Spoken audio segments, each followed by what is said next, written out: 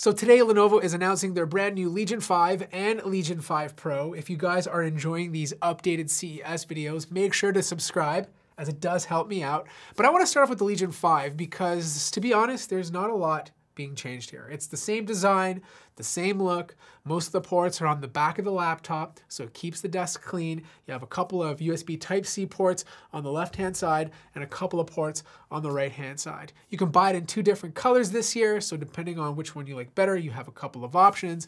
But overall, it's the same feel, right? The only difference they're really changing is the cover. Before, it felt a bit plasticky, and they're improving the aluminum and magnesium in that cover so it feels better to the touch and it doesn't feel as hot if you push your finger on it. The display is gonna be the same, but the big difference is you can spec it up to a QHD panel, 2560 by 1440, so you're still at 16 by 9. But it does come with a 165 Hertz refresh rate. Now it's gonna be color accurate enough that I feel like most people will be comfortable doing design work on it, but you're only gonna get about 300 nits of brightness. It is being updated with Wi-Fi 6E, so if you have a router to support it, you should see some better connectivity and speeds. And it does have USB power delivery. That's the theme this year. Most of these laptops will support USB-C power delivery across the board. Now internally, again, not a lot of changes here, okay? Lenovo does say they are improving the fan size. It's gonna be 40% more powerful than the previous generation, and the exhaust fin area is also getting 45% bigger. So in theory, we should see slightly better cooling, which will help with this 12th gen Intel processor and the new 6000 series. Speaking of which, you can get this with a 12700H or with a Ryzen version if you prefer that. I think it's gonna be the same story this year. You go with Ryzen if you want the better battery life. The 12000 series might offer a bit better performance, but overall it's not gonna be a crazy ordeal. Now, if you do wanna buy this laptop, you cannot buy it until February if you want the Intel version. It's gonna start off at $1199. That'll net you up to an RTX 3060, and the GPU should run around 125 watts of TGP. If you want the AMD version, you have to wait until April, and that's gonna start at $1129. Now, if you want the best of the best, you go for the Legion 5 Pro. This won a lot of awards in 2021, at least on my channel, but they're not changing the chassis. This is a fairly new chassis. This will be the 2nd year of it. And just like the Legion 5, it's getting a lot of small improvements. You can buy it in a storm gray, which is the same color as this guy. This is last year's model, or a white. If you do buy the white, I think it looks great, but I think if you're gonna keep it for a very long period of time, it might change color a bit just because it's white. So just keep that in mind when you're looking at it.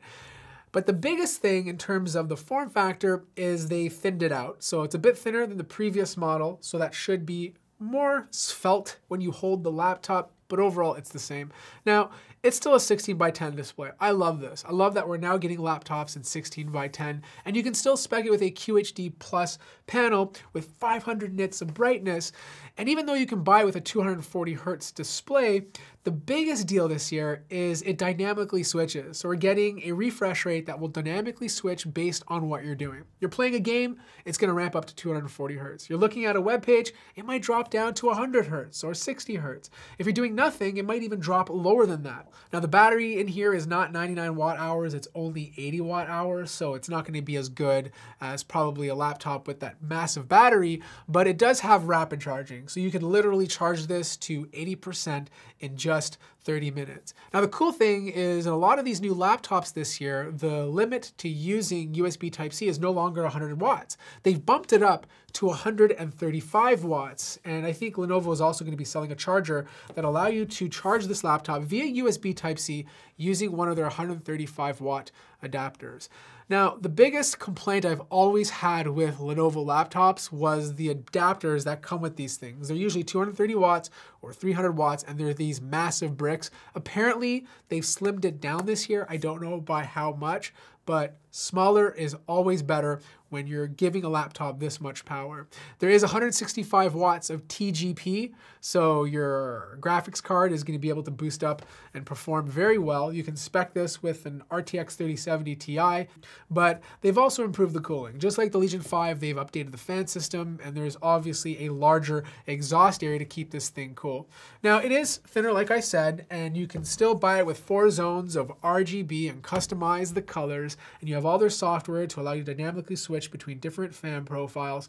But I think the biggest thing about this laptop is just getting the best of the best. Wi-Fi 6E, brand new DDR5, 4800 megahertz RAM, and up to 1 terabyte of PCIe Gen 4 storage. You have that NVIDIA's G-Sync, 500 nits of brightness, everything to basically get you going. And they're also using this new certification that's supposed to help reduce blue light. So if you're gaming into the night, that reduction in blue light should, in theory, help you go to sleep a bit easier. Now, this guy is not going to be out until February if you decide to go for the Intel version. I think the limit for the CPU is a 12700H, and that's going to retail for around $1,500-ish.